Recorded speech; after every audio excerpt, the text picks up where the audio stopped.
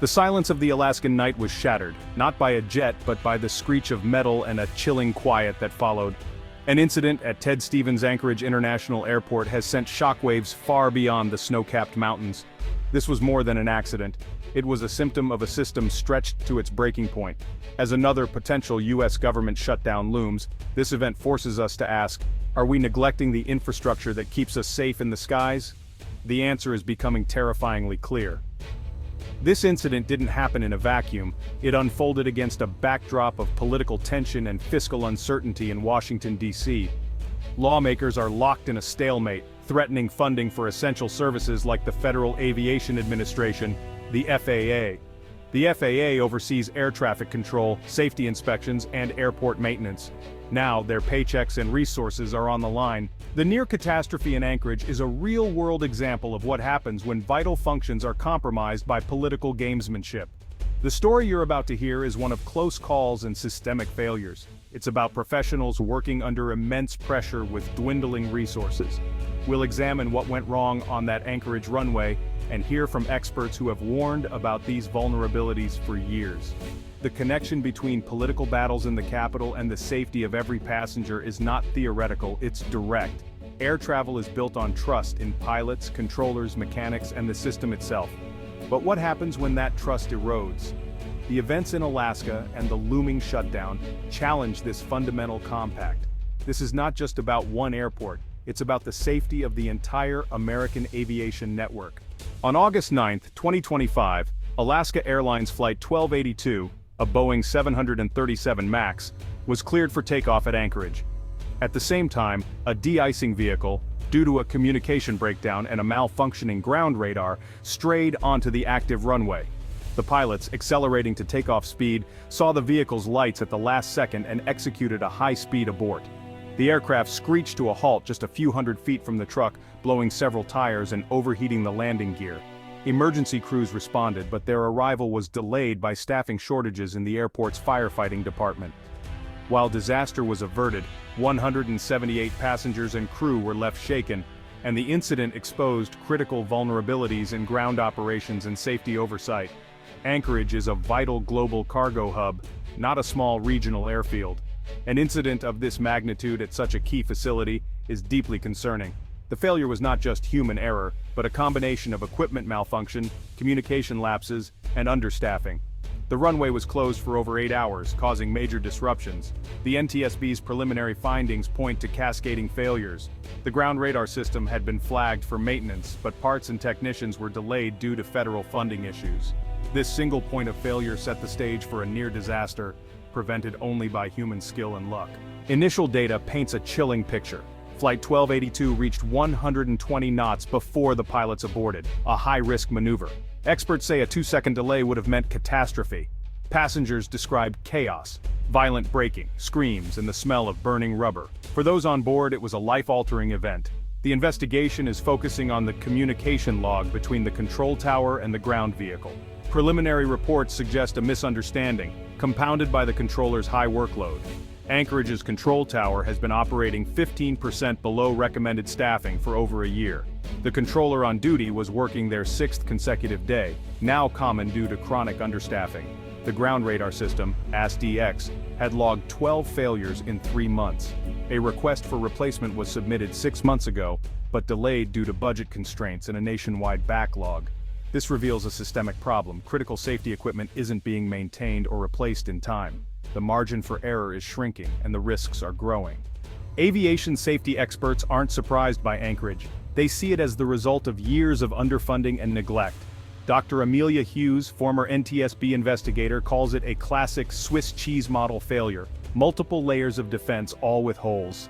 These holes aren't random. They're created by budget cuts, staffing shortages, and delayed modernization. FAA reports show a growing backlog of maintenance and modernization projects, from radar to navigation aids and control software. Over 30% of the FAA's key systems are operating beyond their intended service life. Without increased funding, the risk of systemic failures will only grow. Air traffic controllers are at the center of this crisis. Their numbers are at a 30-year low while traffic increases. Mandatory overtime and compressed schedules lead to fatigue, a known contributor to error. "We're asking controllers to do more with less," says Union President Rich Santa. "They're professionals, but not superhuman." The problem extends to technical staff who maintain equipment. Their numbers have dwindled, and training has been cut. When equipment fails, there are fewer technicians and slower repairs. This creates a dangerous environment where safety systems can remain offline for extended periods. The system is stretched thin, and the cracks are showing. The Anchorage incident can't be separated from the looming government shutdown. If Congress fails to pass a funding bill, the FAA and the entire aviation system will feel the impact immediately. Essential personnel like controllers and inspectors must work without pay, creating immense stress and distraction. During a shutdown, all non-essential FAA activities stop. New safety regulations, modernization projects, and training for new staff. The staffing crisis would worsen, and the pipeline of new talent would be cut off. Even after a shutdown ends, the system would be in a deeper hole. Maintenance and repair of equipment like Anchorage's faulty radar would be delayed further. The maintenance backlog would grow, and safety holes would widen.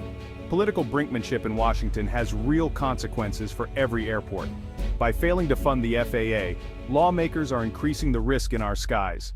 The Anchorage incident is a warning shot. Pushing the system further is a dangerous gamble. A government shutdown's impact on aviation safety is immediate and corrosive.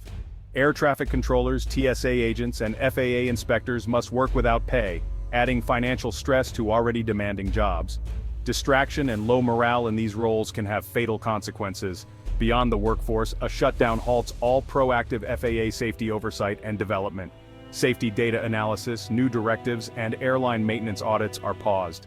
The FAA becomes reactive, only able to respond to accidents after they happen. Training and certification of new professionals stops, the FAA Academy closes, and the supply of new controllers is choked off.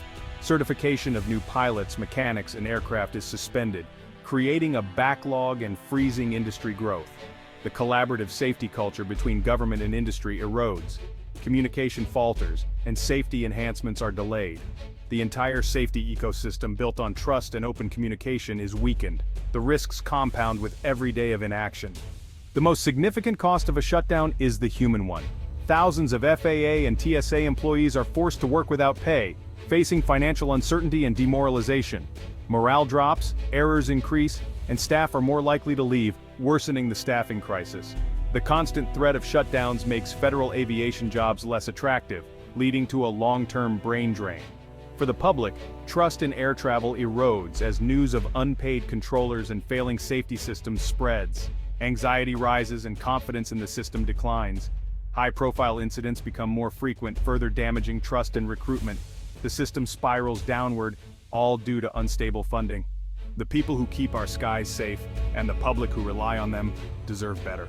We've seen the impact of shutdowns before.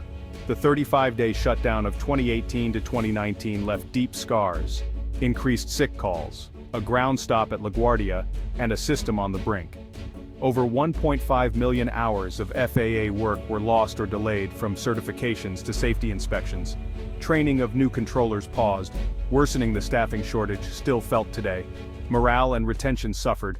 Many experienced controllers retired rather than risk another shutdown. The loss of institutional knowledge weakened the system.